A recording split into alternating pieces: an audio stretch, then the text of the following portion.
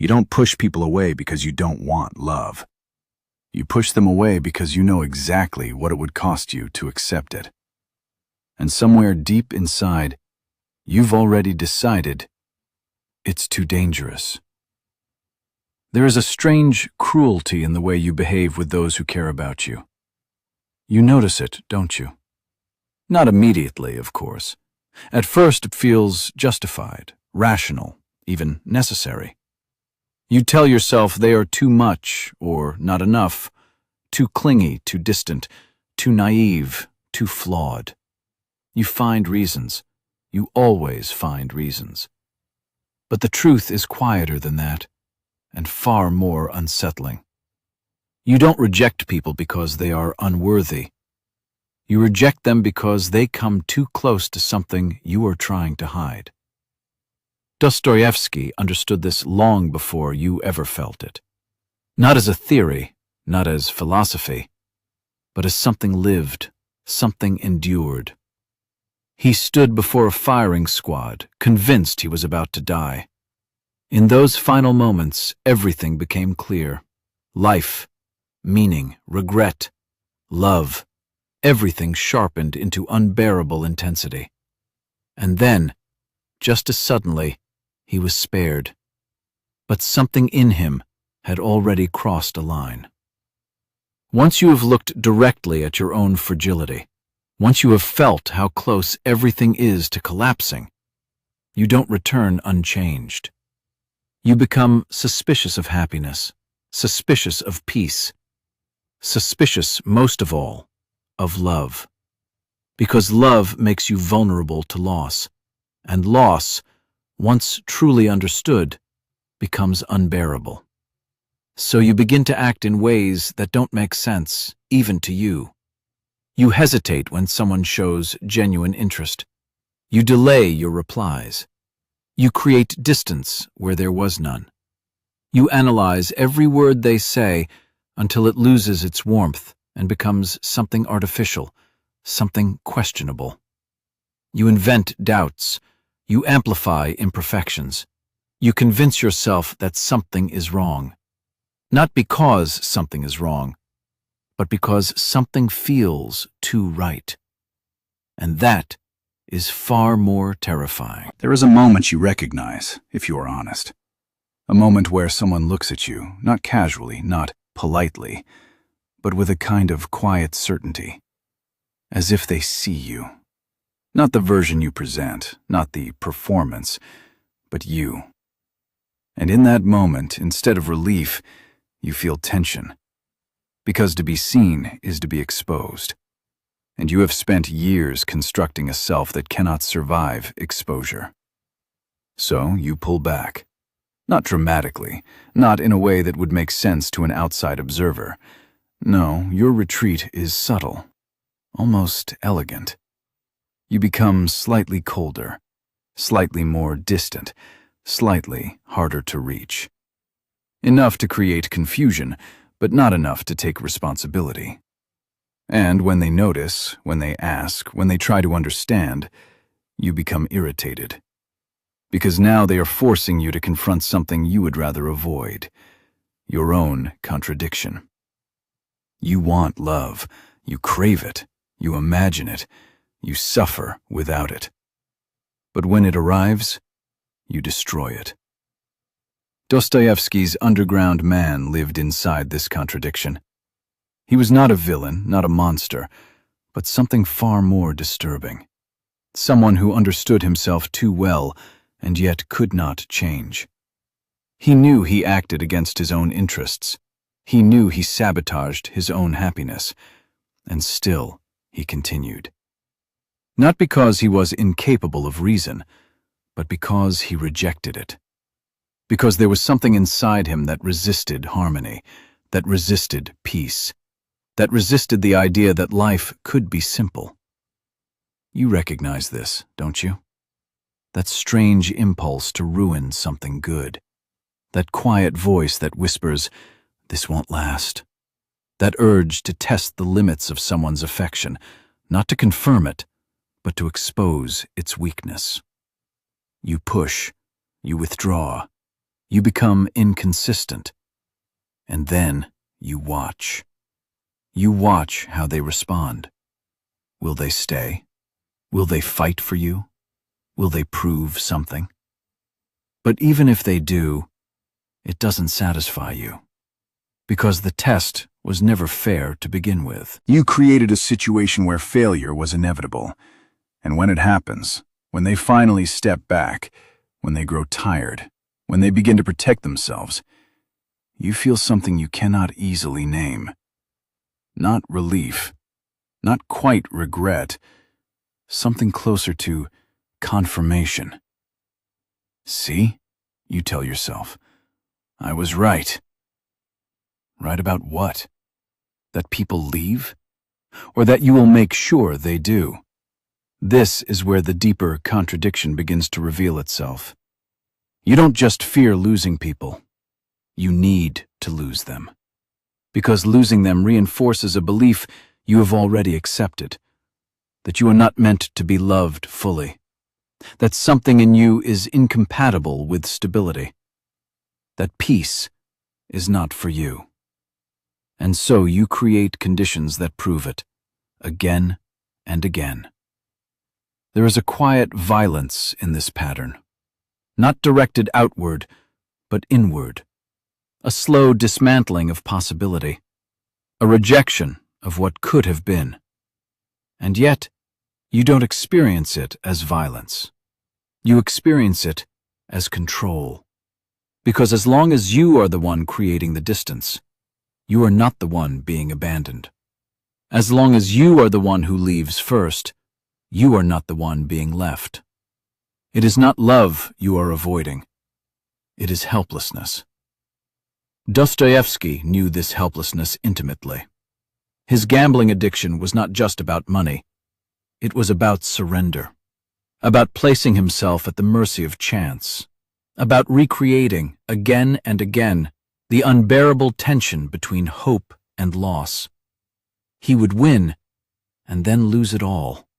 Not accidentally, but inevitably, because somewhere inside, he could not tolerate stability. Stability is quiet, and quiet leaves room for reflection, and reflection reveals things you are not ready to face. So you keep things unstable, in relationships, in habits, in your own mind. You overthink, you second-guess, you replay conversations long after they've ended. You imagine scenarios that never happened. You assign meaning where there is none, and ignore meaning where it exists. Because clarity is dangerous. Clarity removes your excuses, and without excuses, you are left alone with your choices. And your choices, if examined honestly, reveal something deeply uncomfortable. You are not being pushed away. You are pushing. You are not unlucky in love. You are deliberate in its destruction. But here is where it becomes even more unsettling. You are aware of this. Not fully, not consciously all the time, but in moments, quiet, fleeting moments, you see it.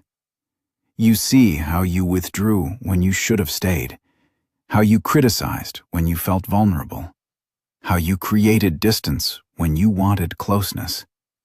And instead of correcting it, you rationalize it.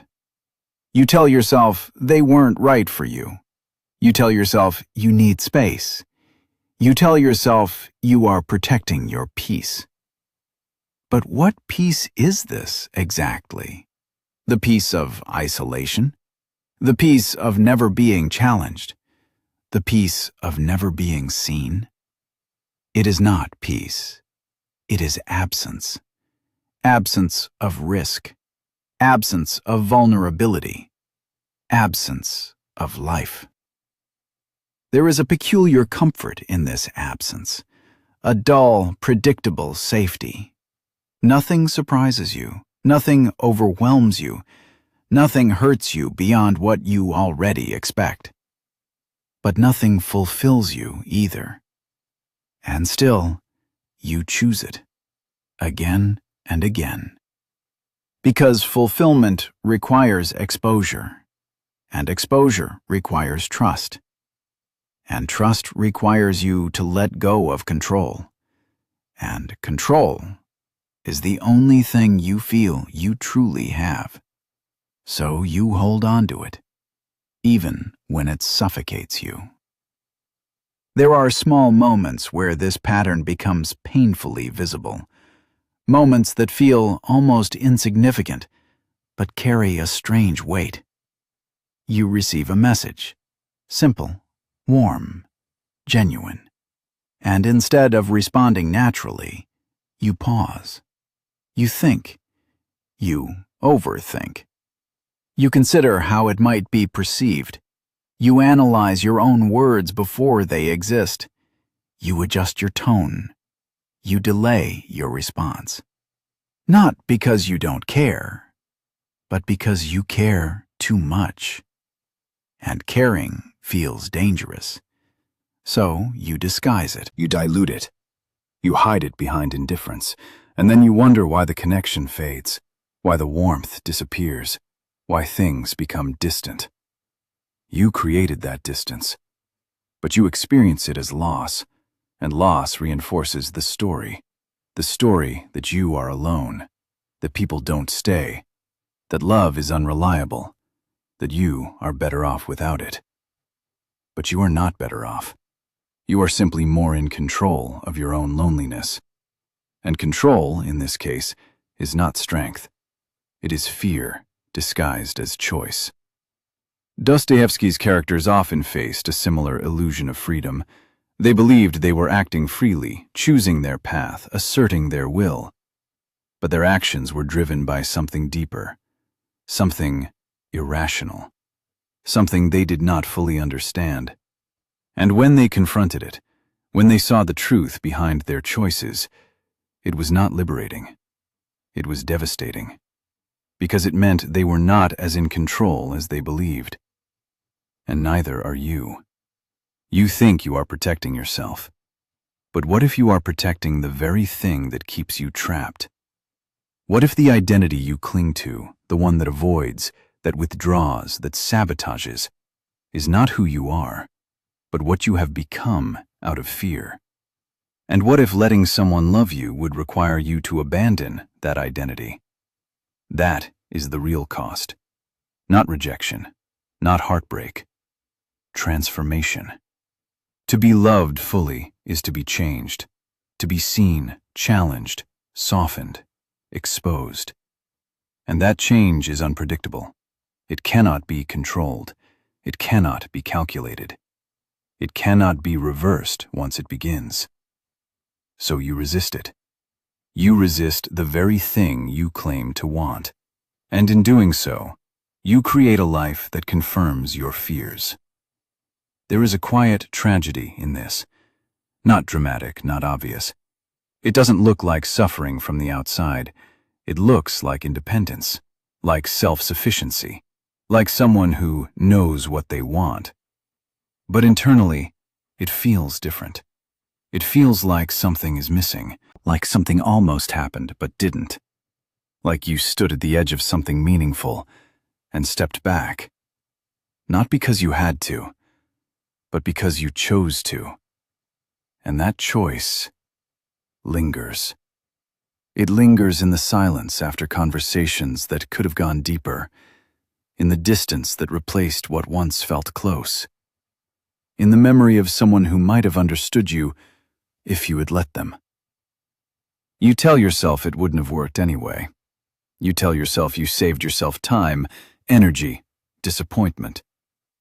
But there is a part of you that knows that you didn't give it a chance, knows that you ended something before it could begin, knows that the problem was not them. And that knowledge is difficult to sit with. So you avoid it. You distract yourself. You move on quickly, or you withdraw completely. You repeat the pattern, because repetition is easier than confrontation, easier than asking yourself the question you have been avoiding. Why do you destroy what you desire? Not because you are broken, not because you are incapable, but because you are afraid of what it would mean if it actually worked. If someone stayed, if someone understood you, if someone loved you without conditions. What would you do then? Who would you be without the distance, without the defenses, without the story you've built around your own isolation? Would you even recognize yourself? Or would you feel exposed, uncertain, vulnerable in a way that feels almost unbearable? This is the paradox you live in. You suffer from the absence of love, and you suffer from the presence of it. You long for connection, and you resist it. You want to be seen, and you hide. And the more you repeat this cycle, the more it begins to feel like identity. This is just how I am, you tell yourself. But it is not how you are. It is how you have learned to survive. And survival is not the same as living. Dostoevsky understood that the human mind is not governed by logic alone, that we often act against our own interests, not because we are irrational in a simple sense, but because there is something deeper at play, a need to assert freedom, even if that freedom leads to suffering, especially if it leads to suffering. Because suffering, at least, feels real, predictable, controlled. Love does not. Love introduces uncertainty, and uncertainty threatens your sense of control. So you reject it, not consciously, but consistently. And then you wonder why you feel alone, why connections don't last, why something always feels incomplete. But deep down, you already know. You have always known. The question is not why people leave. The question is why you make them. And more importantly, what are you protecting by doing so?